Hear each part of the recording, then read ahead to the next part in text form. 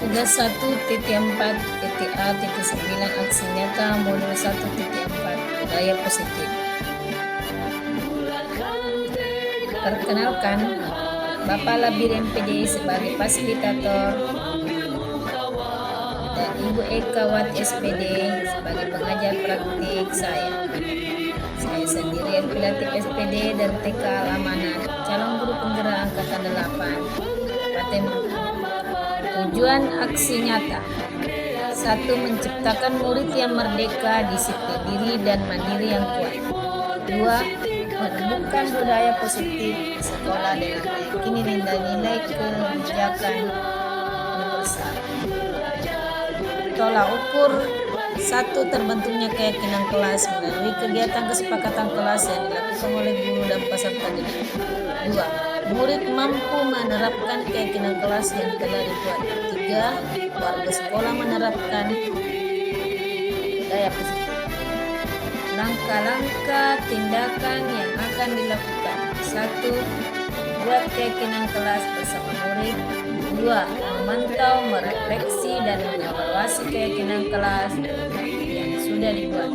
3. Meminta izin dan berkonsultasi dengan kepala sekolah dalam akan melakukan diseminasi. 4. Mengumpulkan rekan guru untuk melakukan diseminasi pemahaman budaya positif. Dukungan yang dibutuhkan. Saya membutuhkan 1. Dukungan dari kepala sekolah, rekan guru, dan murid agar tindakan yang telah disusun dapat dilaksanakan secara lancar dan menyeluruh. 2. Sarana dan prasarana untuk menumbuhkan budaya positif di sekolah. 3. Terjalin komunikasi yang baik dengan orang tua peserta. Berikut foto kegiatan saat pembuatan keyakinan kelas. Setelah membuat keyakinan kelas, maka murid sepakat menyepakati keyakinan kelas yang telah dibuat. Berikut kegiatan diseminasi budaya positif dengan rekan sejawat. Assalamualaikum warahmatullahi wabarakatuh. Apa kabar guru hebat semua?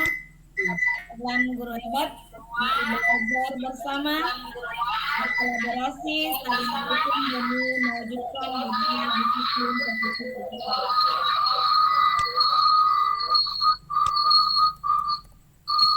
Nah, sebagaimana kita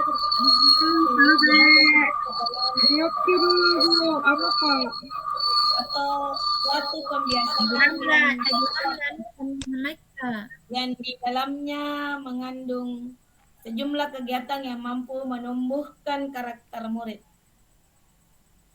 Budaya positif meliputi 6 hal: perubahan paradigma belajar, konsep disiplin positif, keyakinan kelas, kebutuhan dasar manusia, posisi kontrol restitusi, dan segitiga restitusi.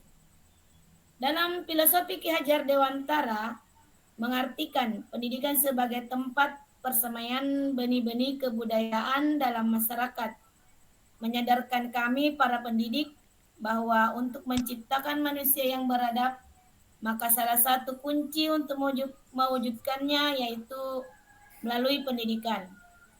Pendidikan dapat menjadi ruang berlatih, wadah bertumbuh kembangnya nilai kemanusiaan yang dapat diteruskan dan diwariskan.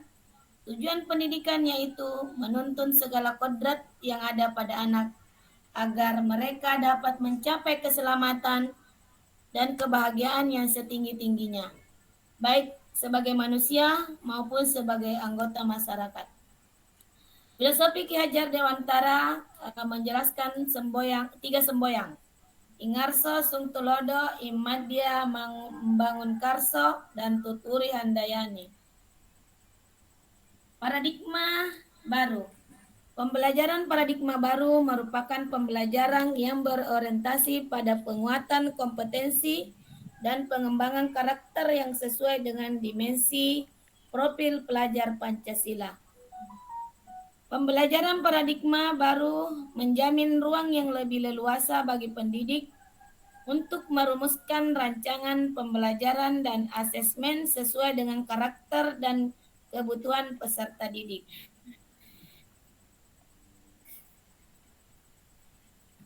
Baik teman-teman, guru hebat semua, sebagaimana kita ketahui pada profil Pancasila itu ada 6 dimensi, yaitu ketuhanan yang Maha Esa, berbinekaan global, gotong royong, kreatif, bernalar kritis, dan mandiri.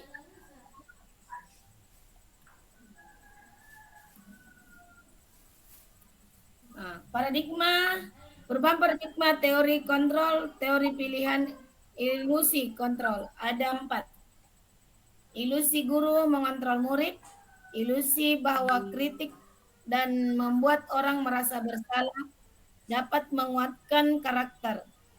Ilusi bahwa semua penguatan positif, efektif, dan bermanfaat. Ilusi bahwa orang dewasa memiliki hak untuk memaksa. Nah, di sini ada perubahan paradigma simulasi respon teori kontrol atau teori pilihan. Siapa sesungguhnya memiliki kontrol? Nah, seperti di sini dijelaskan bahwa kita mencoba mengubah orang agar berpandangan sama dengan kita.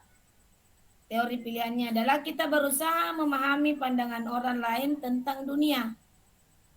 Perilaku buruk dilihat sebagai suatu kesalahan. Teori pilihannya, semua perilaku memiliki tujuan. Orang lain bisa mengontrol saya. Teori pilihannya, hanya Anda yang bisa mengontrol diri Anda. Saya bisa mengontrol orang lain, Anda tidak bisa mengontrol orang lain. Pemaksaan ada pada saat bujukan gagal. Teori kontrolnya adalah kolaborasi, menciptakan pilihan-pilihan baru atau konsensus. Model berpikir menang atau kalah. Model berpikir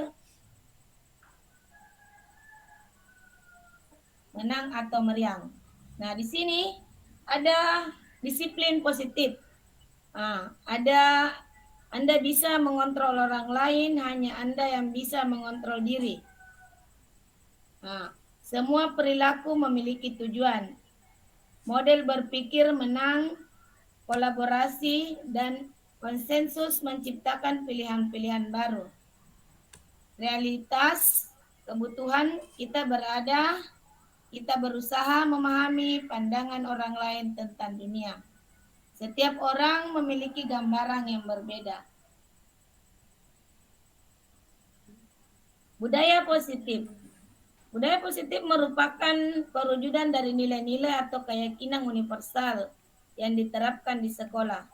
Budaya positif di sekolah tidak dapat diciptakan secara instan, dan dalam penerapan budaya positif di sekolah diperlukan tuntunan atau tauladan dari seorang guru.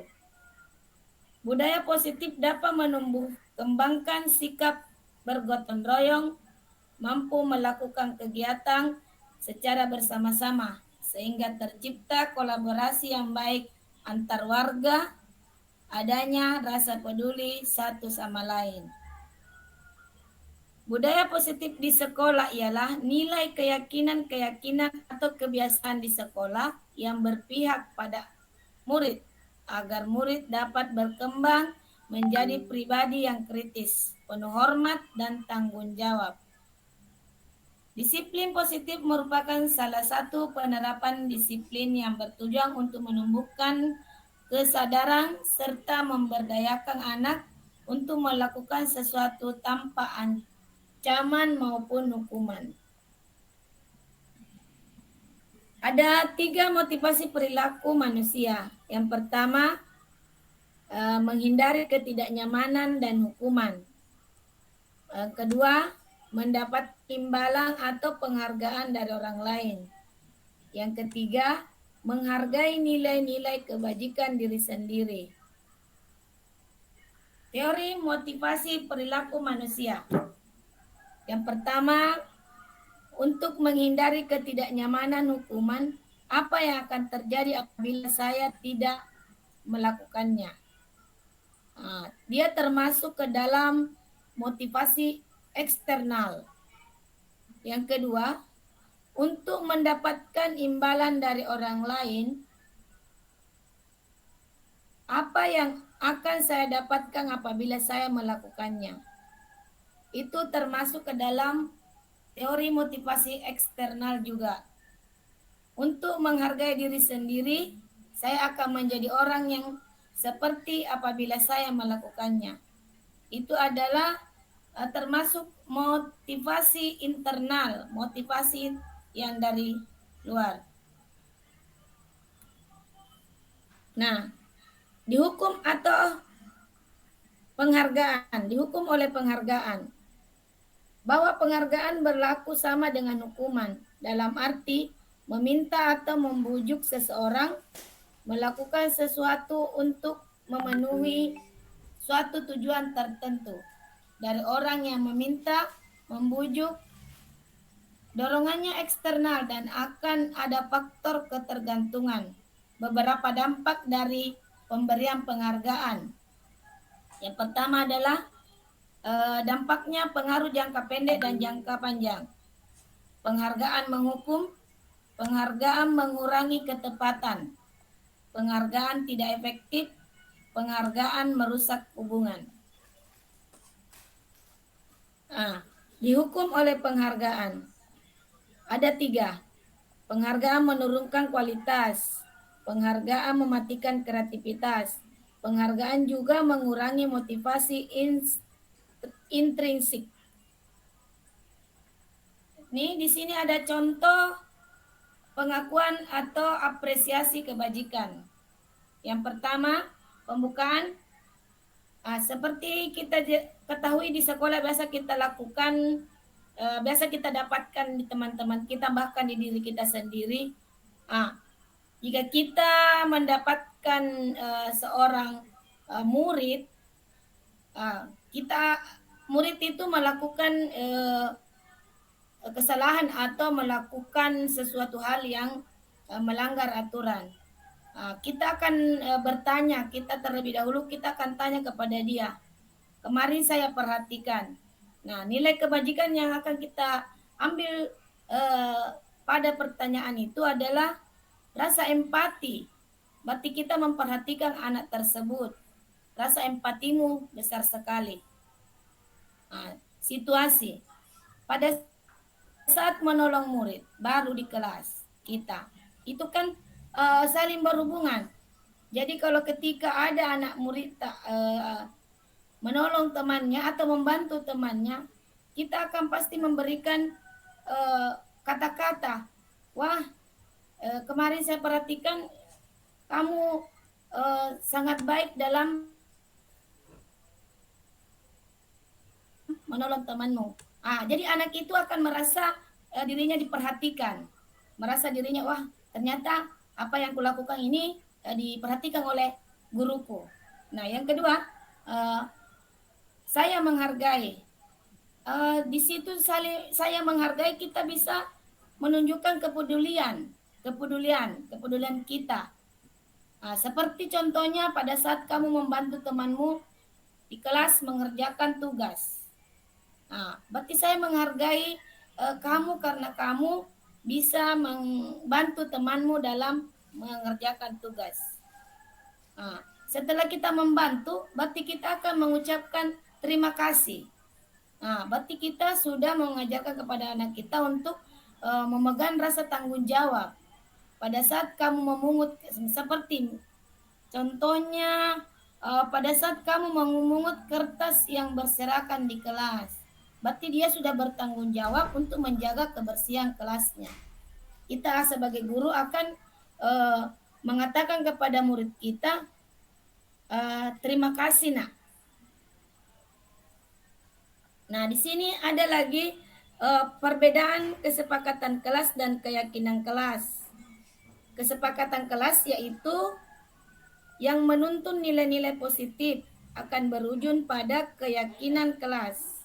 Sedangkan keyakinan kelas adalah merupakan kesepakatan kelas yang diyakini bersama oleh guru dan murid selama proses pembelajaran.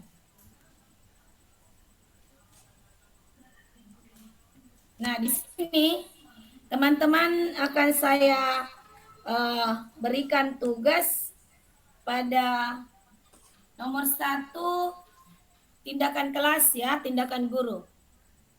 Ada murid kita kasih hukuman dengan mencatat 100 kali di dalam buku kalimat. Jika saya akan terlambat, saya tidak akan terlambat lagi. Nah, pada pertanyaan ini, pada tindakan ini, apakah termasuk hukuman atau konsekuensi?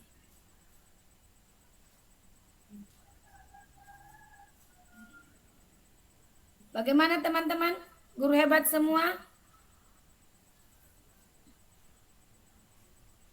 Bisa diulang. Tidak bisa aku baca, Bu. KLP. Oh ya, maaf. Pada tindakan seorang guru, apabila kita memberikan hukuman kepada murid kita untuk menulis 100 kali di dalam buku, saya tidak akan terlambat lagi. Apakah Hukuman. itu Hukuman, Bu. Hukuman. masuk ke dalam Hukuman, hukuman Bu. atau konsekuensi? Hukuman. Hukuman. Hukuman. Oke, terima kasih. Sebentar kita akan tampilkan suara teman-teman. Lanjut tindakan yang kedua, lari mengelilingi lapangan basket 2 kali karena terlambat hadir di sekolah. Apakah itu Hukuman. termasuk ke dalam hukuman atau konsekuensi? Hukuman. Hukuman. Oke, terima kasih. Lanjut pada tindakan yang ketiga. Murid diminta untuk push up 15 kali karena tidak menggunakan masker ke sekolah. Hukuman. Hukuman. Terima kasih atas masukannya.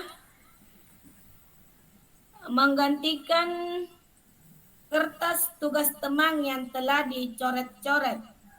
Konsekuensi. Konsekuensi. Terima kasih. Membersihkan tumpahan air di meja. Konsekuensi.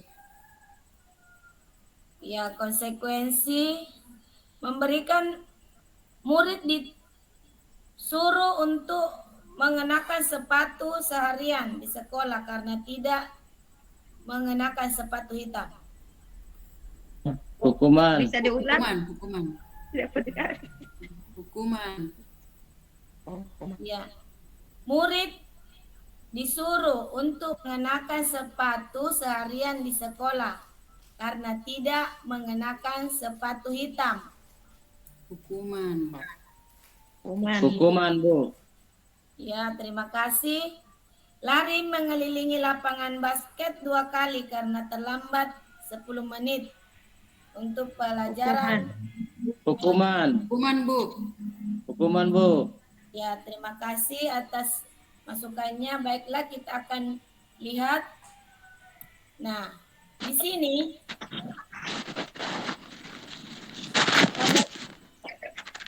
sudah saya catat teman-teman. Lari mengelilingi lapangan basket 2 kali karena terlambat 10 menit untuk pelajaran PJK. Nah, kita kembali lagi pada kesepakatan kelas. Saya minta pendapatnya teman-teman. Yang mana termasuk kesepakatan kelas dan yang mana sebelah mana, kanan atau kiri? Tidak kuliah, Kibu. Bagaimana caranya kasih besar ini?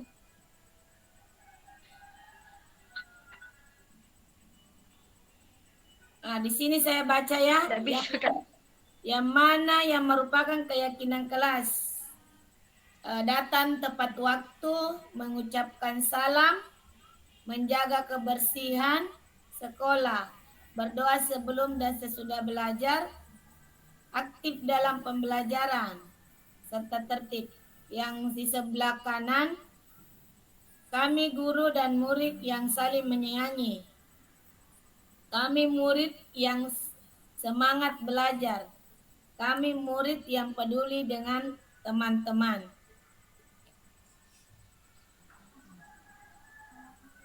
Sebelum Yang kita masuk putih, pada keyakinan kelas.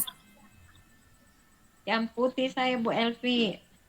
Oke, teman-teman yang lain?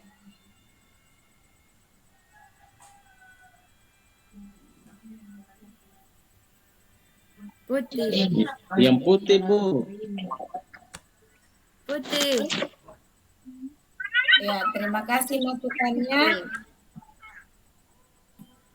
Nah, kalau mengapa teman-teman mengatakan kalau yang putih itu adalah keyakinan kelas?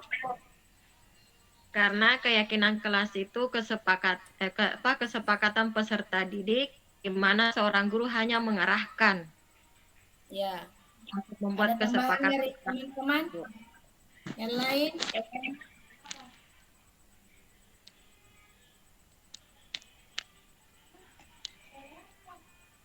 Terima kasih Bu Andisis atas masukannya untuk saya. Ya, di sini ada beberapa keyakinan kelas, peraturan yang akan dibuat ke dalam keyakinan kelas. Apa kira-kira yang bisa di peraturan ini yang bisa kita buat keyakinan kelas? Selalu kembalikan buku ke tempatnya. Tanggung Tanggung jawab, jawab. Dilarang mengganggu orang lain. Menghormati. tidak menghormati, tidak ada toleransi. Dilarang Hadir di mengganggu. sekolah 15 menit sebelum pembelajaran dimulai. Disiplin. Dilarang melakukan kekerasan. Mana cas, Nak? Toleransi. Lanjutin, Ri. Cas dulu, Nak. Toleransi. Dilarang melakukan kekerasan. Keamanan, Dilarang menggunakan narkoba. kesehatan, Bergantian atau menunggu giliran.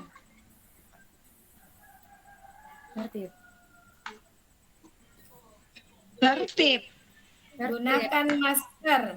Kesehatan. Jangan berlari di kelas atau koridor. keamanan, Ya, baik. Di sini saya akan tampilkan dari hasil penemuan saya tentang keyakinan. Bagaimana teman-teman? Apakah ada yang sama dengan yang saya dapatkan? Selalu kembalikan buku pada tempatnya. Ya, tadi sudah dikatakan oleh teman kita, Bu Andisis sama Ibu Ramlah adalah keyakinan kelas tanggung jawab. jawab, Ya, dilarang mengganggu orang lain, menghormati orang lain, hadir di sekolah 15 menit sebelum pembelajaran dimulai. Berarti menghormati orang lain disiplin, dan berkomitmen. Ya, dengan kata lain disiplin ya. Dilarang melakukan kekerasan. Keselamatan, menghormati orang lain. Dilarang menggunakan narkoba ya, betul. Jadi masuk ke dalam kesehatan ya. Bergantian atau menunggu giliran. Menghormati orang lain atau bersabar. Ya, gunakan masker ya untuk kesehatan, betul keyakinan kelasnya. Jangan berlari di kelas untuk menjaga keselamatan ya. Next. Nah, kita lanjut ke apa itu restitusi. Restitusi adalah proses menciptakan kondisi bagi murid untuk memperbaiki keselamatan mereka sehingga mereka bisa kembali pada kelompok mereka dengan karakter yang lebih kuat. Restitusi juga merupakan proses kolaborasi yang mengajarkan murid untuk mencari solusi atau masalah mereka dan membantu murid berpikir pikir tentang orang seperti apa yang mereka inginkan, tujuan mulia, dan bagaimana mereka harus memperlakukan orang lain. Menurut Gozen 2004. Nah, di sini ada 9 ciri-ciri restitusi. Yang pertama adalah bukan untuk menebus kesalahan, namun untuk belajar dari kesalahan. Nah, saya di sini akan bertanya kepada teman-teman dari poin 1 ini. Menurut teman-teman yang seperti apa itu? Bukan untuk menebus kesalahan, namun untuk belajar dari kesalahan. Contohnya yang seperti apa itu teman-teman? Apa itu? Bukan untuk menebus kesalahan, namun untuk belajar dari kesalahan. Contoh yang bisa kita terapkan seperti apa itu?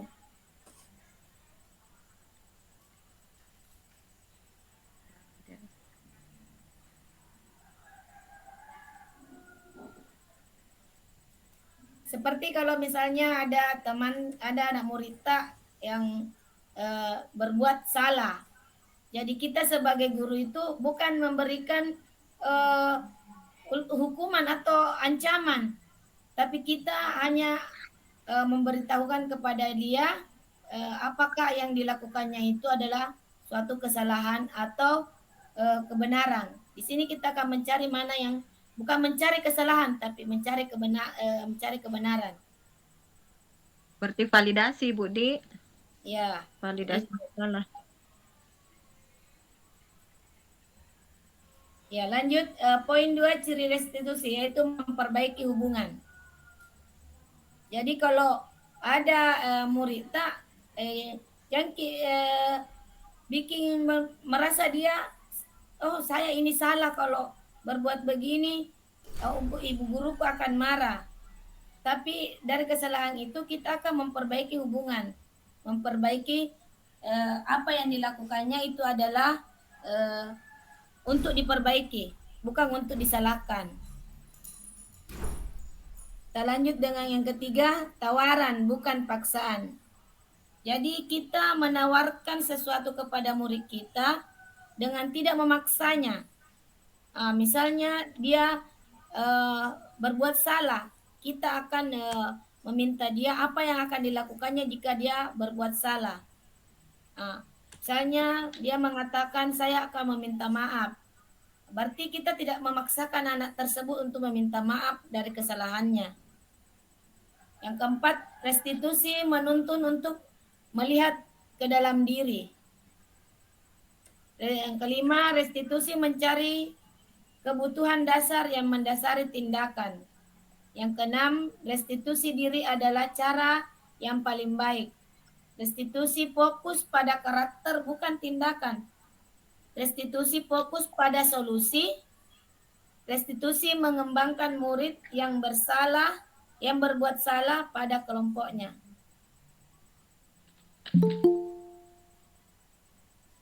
Nah, di sini ada identitas gagal, identitas sukses. Jadi kalau identitas gagal itu adalah hukuman. Sesuatu yang menyakitkan harus terjadi. Tidak nyaman untuk murid, anak untuk jangka waktu panjang. Dan seperti teman-teman lihat di slide saya, bagikan teman-teman untuk dijadikan pedoman atau mungkin bisa dikembangkan. Identitas sukses, disiplin adalah konsekuensi restitusi. Nah, kebutuhan dasar manusia. Yang pertama adalah kasih sayang dan rasa diterima. Penguasaan, kebebasan dan kesenangan. Nah, di sini juga ada 5 kebutuhan dasar manusia ya. Ada tambahannya yaitu bertahan hidup. Ya. Itu termasuk ke dalam kebutuhan manusia. Nah, di sini ada lagi 5 posisi kontrol. Ya, posisi kontrol yang pertama adalah penghukum, pembuat rasa bersalah, teman, pemantau, atau manajer. Di sini saya akan kembali bertanya kepada teman-teman, di sekolah yang biasa teman-teman terapkan pada 5 posisi kontrol ini masuk ke dalam posisi kontrol yang mana? Kalau saya biasanya Bu teman.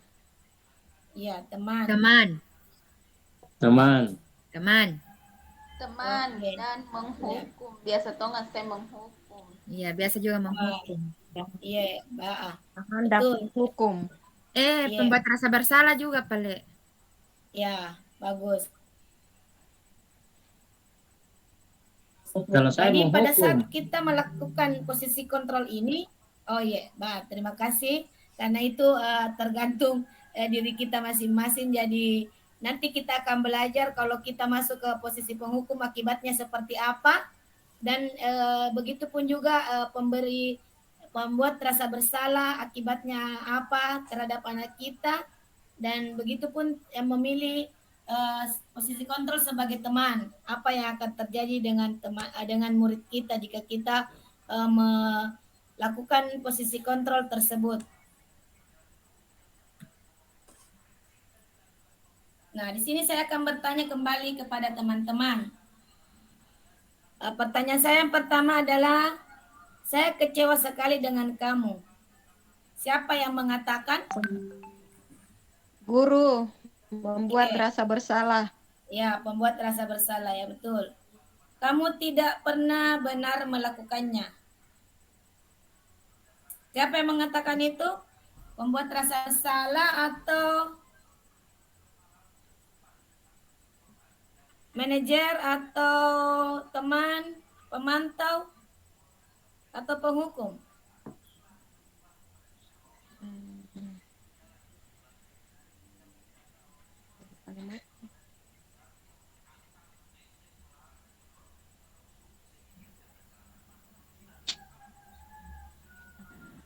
Saya minta pendapatnya teman-teman dari pertanyaan-pertanyaan saya. Bisa diulang Bu kalimatnya.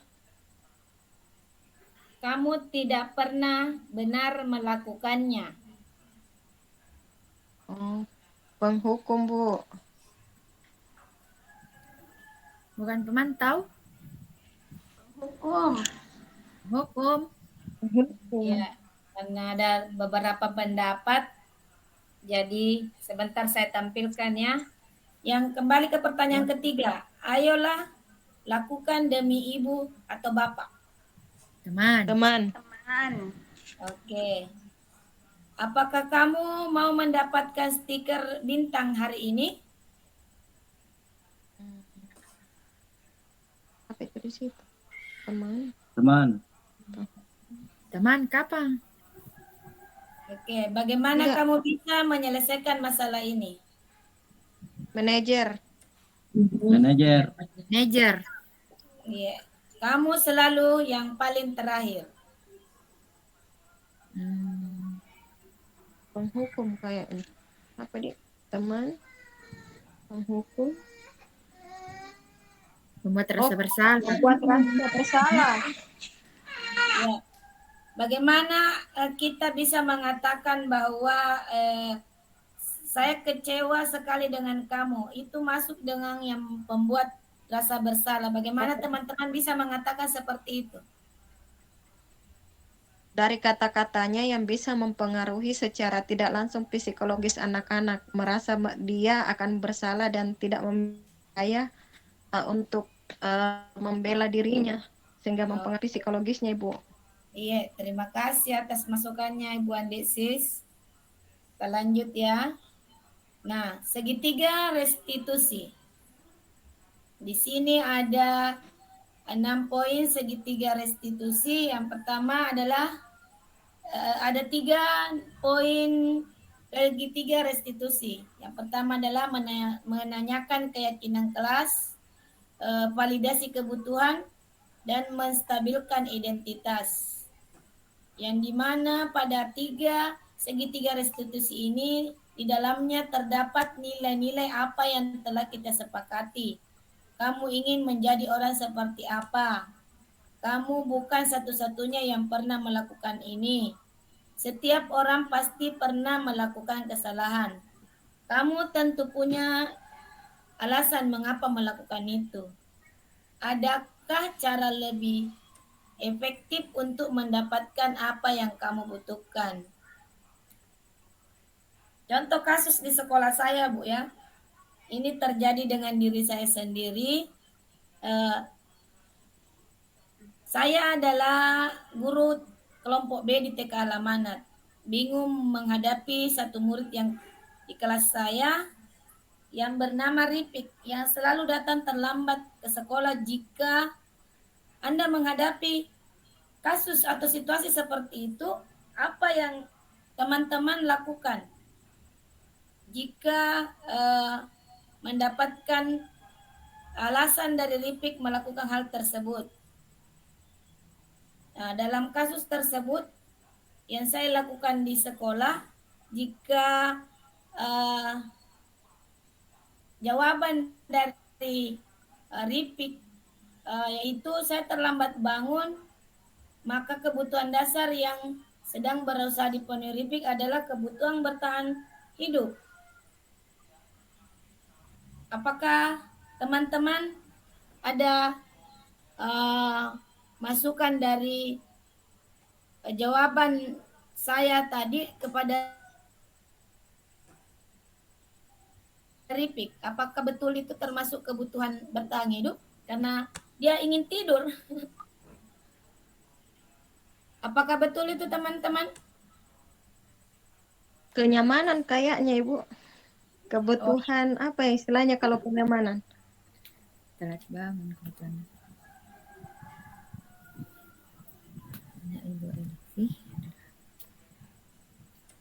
Yang lain?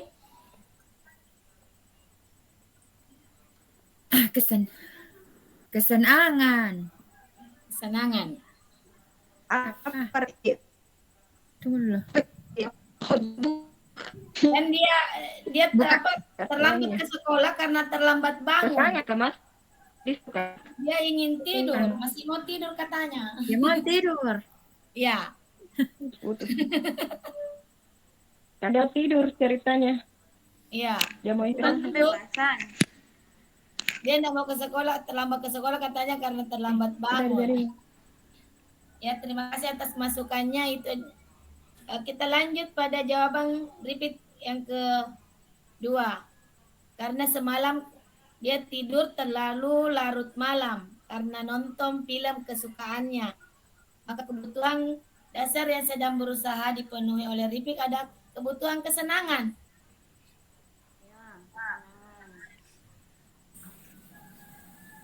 Nah, dalam kasus Ripik, apabila jawaban Ripik adalah karena orang tuanya tidak bisa mengantarnya ke sekolah karena sibuk bekerja, maka kebutuhan dasar yang sedang dipenuhi Ripik adalah kebutuhan kasih sayang. Dia membutuhkan kasih sayang dari orang tuanya untuk bisa diantar ke sekolah. Iya. Ya, cocok nih Bu Elvi. Kasih sayang dan rasa diterima. Iya, makasih. Kerja, iya. Nah, ini ada bagaimana caranya putar ini video? Klik gitu. Nggak bisa ya. Nggak bisa ini karena PDF kayaknya ini. Oh iya, Bukan PPT.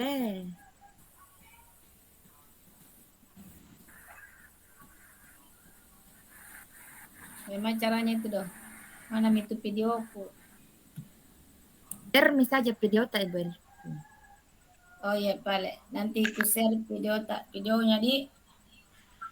Share di sini Mi, dilihat nonton. Aku putar dulu, ku cari videonya.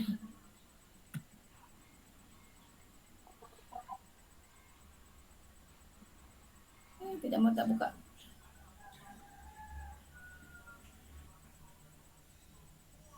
Mana dia?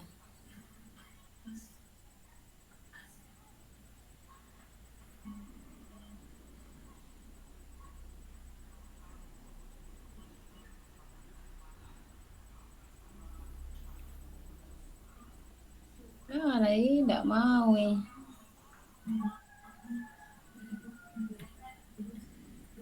Tak mau masuk doh. Jangan Maki, lanjut Maki. Tunggu. Mana?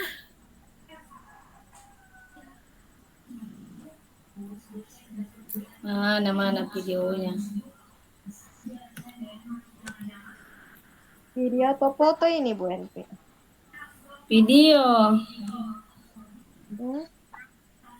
Tunggu Dia saya. sama TK. Ada yang baju biru anak TK-nya. Ada 3 bajunya. Baju hijau sama baju merah sama biru. Senin Selasa itu pakai baju biru. Mana itu?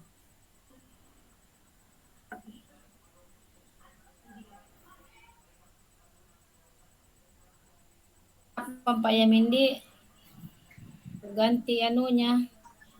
Masuk ke di Canva di. Boleh.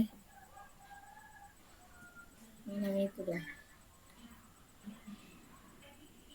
Penilaian Nah, lewat. biar daftar nilai.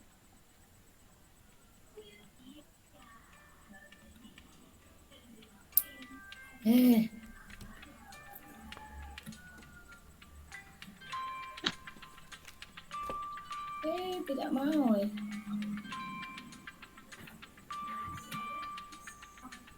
Kasih keluar ganti dulu di.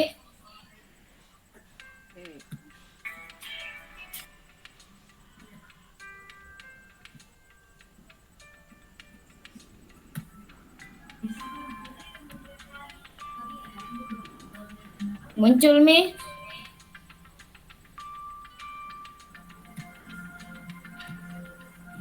Muncul nih. Putar Mi coba. Kenapa Ibu panggil ke sini? Tidak. Oh iya, Ripik tadi tuh kuliah terlambat datang ke sekolah. Kenapa nak? Iya. Kenapa kita terlambat? Karena bapak bangun. Kenapa bisa terlambat di mana? Karena bapak tidur. Lambat tidur. Kenapa tidak bisa terlambat tidur? Karena main HP kak. Main HP. Oke. Loh, Kakak mau tanya supaya tidak datang di sekolah harus apa nak? Kenapa hilang? Bangun harus Hilang Ibu Elvi. cepat Iya, bangun. kenapa hilang? Supaya cepat bangun harus buat cepat apa? Sekolah Lihat mi anak TK tuh. bangun cepat tidur ya. Oke, jadi besok Riki tidak terlambat lagi nih. Ya. Oke, terima kasih Riki. Silakan pulang di kelasnya belajar. Belajar apa nak? Terima kasih Ustazah.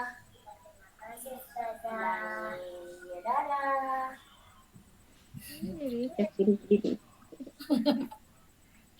Ya, terima kasih. Itulah tadi video pemaparan saya tentang kayak Kenapa nak bilangnya ustazah? ya memang begitu di sekolahku. Guru dipanggil ustaz. Ustaz dan ustazah memang tahu. Kan di situ di Bilang anak sekolah TPA. kan. Karena TK Al-Quran tahu.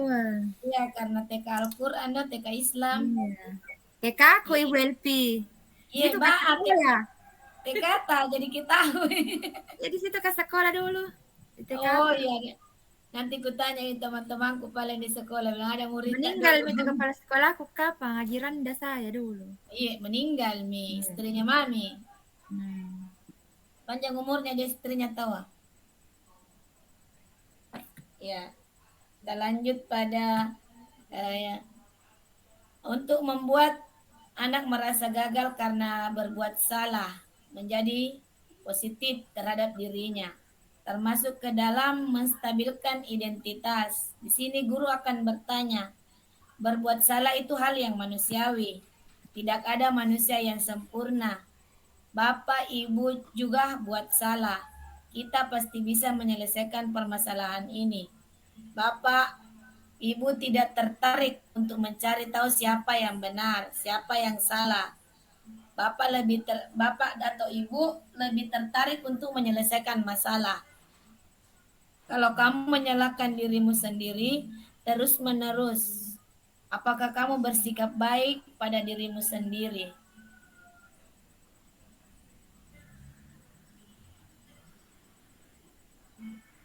Nah, membantu murid mengenali basic atau need atau kebutuhan dasar yang ingin dipenuhinya ketika melakukan kesalahan itu. Masuk ke dalam validasi kebutuhan.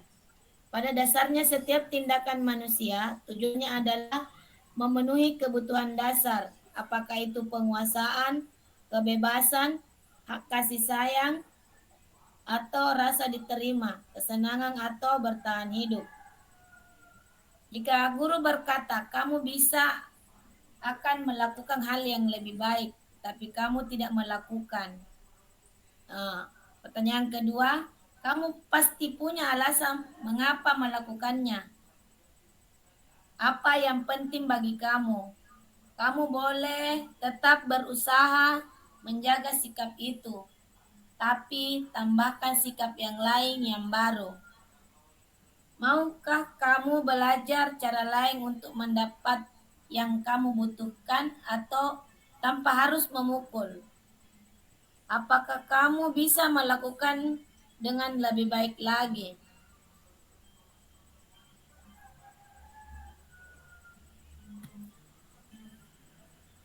Menanyakan keyakinan kelas. Guru berkata, apa nilai yang kita percaya di kelas sekolah kita? Nilai-nilai universal apa yang telah kita sepakati? Kelas yang ideal itu seperti apa sih? Kamu ingin jadi anak seperti apa? Apa yang kamu rasakan ketika kamu melakukan itu? Kamu menjadi orang yang seperti apa? Nah, di sini ada video saya setelah saya melakukan validasi dan menstabilkan kasus. Anak itu akan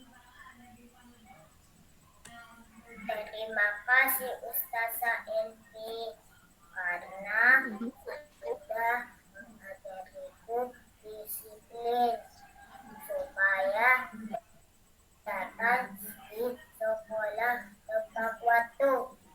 Iya. Jadi jika kita sudah menanyakan kesalahannya, anak itu kita akan berikan dia masukan bagaimana caranya supaya dia tidak terlambat lagi menanyakan keyakinannya. Dan dia akan sangat berterima kasih sekali jika kita berikan pendekatan kepada anak tersebut. Jadi saya di TK itu teman-teman memberikan posisi kontrol yang itu sebagai teman dan sebagai manajer. Ya itulah pemaparan saya, presentasi saya hari ini. Lebih dan kurangnya mohon dimaafkan. Mungkin ada teman-teman yang ingin memberikan kepada saya saran atau pertanyaan atau masukan bagaimana keyakinan kelas, bagaimana itu restitusi. Saya buka sesi tanya jawab satu orang saja dulu.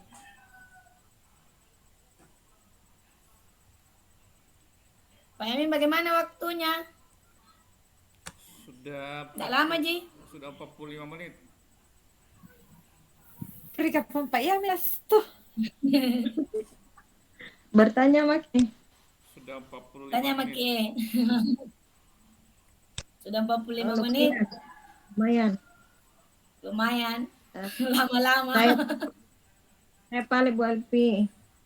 Iya. Apa menandakan apa yang menandakan perbedaan antara keyakinan kelas dengan tata tertib di kelas?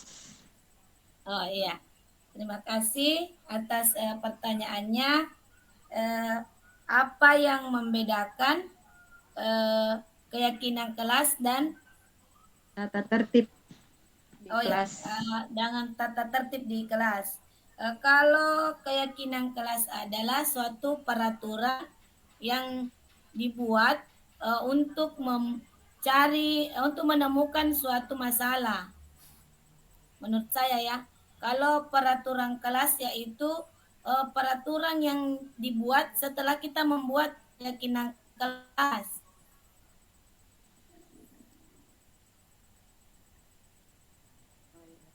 Mungkin ada tambahan dari teman-teman?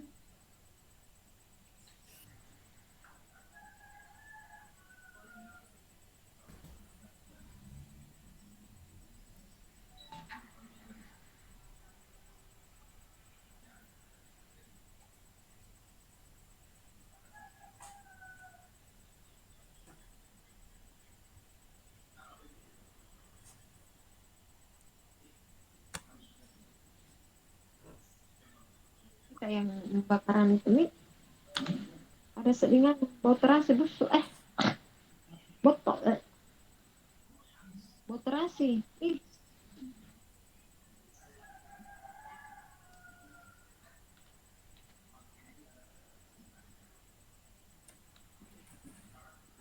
Apa itu dibahas besok pretest? Iya, jam berapa itu? Tunggu dulu. Bagaimana Bu Andesis jawabanku? Aku terima Ibu, ditutup dulu baru kita bahas yang lain. Oke, Ya, Pak. terima kasih. Terima kasih. Tutup Pak Yami. Terima kasih banyak teman-teman untuk waktunya hari ini. Sudah meluangkan banyak waktunya untuk saya.